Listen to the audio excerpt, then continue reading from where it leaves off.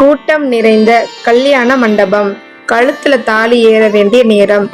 திடீர்னு மைக் எடுத்து மணமகள் சொன்ன அந்த ஒரு ரகசியம் மொத்த மண்டபத்தையே உரைய வச்சிச்சு.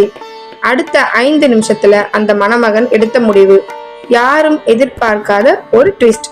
அது என்ன கேளுங்க. தமிழ்நாட்டுல ஒரு சின்ன ஊர். அங்க அருண்னு ஒரு பையன், ரொம்ப அமைதியான டைப், உழைப்பாளி. அவனுக்கு நந்தினின்ற பெண்ணுக்கு கல்யாணம் நிச்சயமாகுது. இது பெரியவங்க பார்த்து பேசி முடிச்ச கல்யாணம் தான். ஆனாலும் நந்தினியை பார்த்த உடனே அருணுக்கு அவளை ரொம்ப பிடிச்சு போச்சு.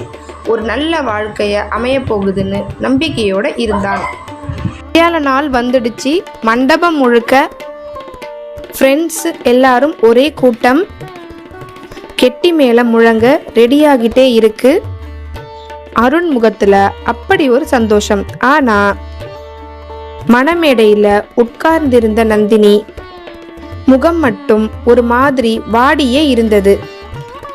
திடீர்னு யாரும் எதிர்பார்க்காத நேரத்துல நந்தினி அங்கிருந்த மைக்க கையில எடுத்தா. மண்டபமே சைலண்ட் ஆச்சு. நந்தினி நடுங்குற குரல்ல பேச ஆரம்பிச்சா.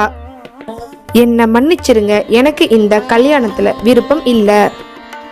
நான் இன்னொருத்தரை காதலிச்சேன். இன்னமும் அவரை என்னால மறக்க முடியல.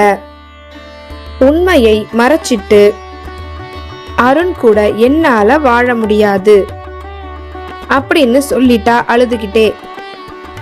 ஒரே நிமிஷம் அங்க இருந்தவங்க எல்லாரும் ஷாக் ஆயிட்டாங்க. அருணோட அம்மா அழ ஆரம்பிச்சாங்க.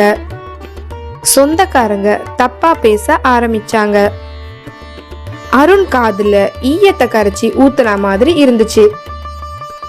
அவன் முன்னாடி இப்போ 2 வழிதான் இருந்தது. ஒன்னு அவளை அசிங்கப்படுத்தி சண்டை போடலாம், இன்னொன்னு விட்டு கொடுக்கலாம். அருண் மெதுவா மைக்கை வாங்கினான். எல்லாரும் அவன் ஏதோ சத்தம் போட போறான்னு நினைச்சாங்க.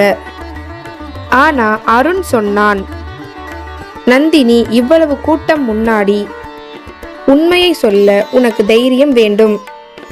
பாரு, அதுக்கே உன்னை எனக்கு பிடிச்சிருக்கு. உனக்கு பிடிக்காத ஒரு வாழ்க்கையை நான் உனக்கு கொடுக்க விரும்பல. நீ யாருக்காக ஆசைப்பட்டியோ அவங்க கூடவே சந்தோஷமா இருன்னு சொல்லிட்டு சிரிச்ச முகத்தோட அந்த மேடையை விட்டு இறங்கினான். நந்தினி அந்த இடத்துல கதறி அழுதா. இப்படி ஒரு நல்ல மனுஷனை விட்டுட்டோமேன்னு அவ வருத்தப்பட்டாலும் அருண் திரும்பி பார்க்கல. அந்த மண்டபத்தை விட்டு நிமிர்ந்த தலையோட வெளியே வந்தான். நண்பர்களே, பொய் சொல்லி ஒருத்தவங்களோட வாழ்க்கையை கெடுக்கிறதை விட உண்மையை சொல்லி காயப்படுத்துறது எவ்வளவோ மேலானது. அன்னைக்கு அந்த மண்டபத்தை விட்டு வெளியே வந்த அருணுக்கு இன்னைக்கு அவனை உண்மையாவே நேசிக்கிற ஒரு அழகான குடும்பம் அமைந்து சிறப்பாக வாழ்ந்து வந்தான்.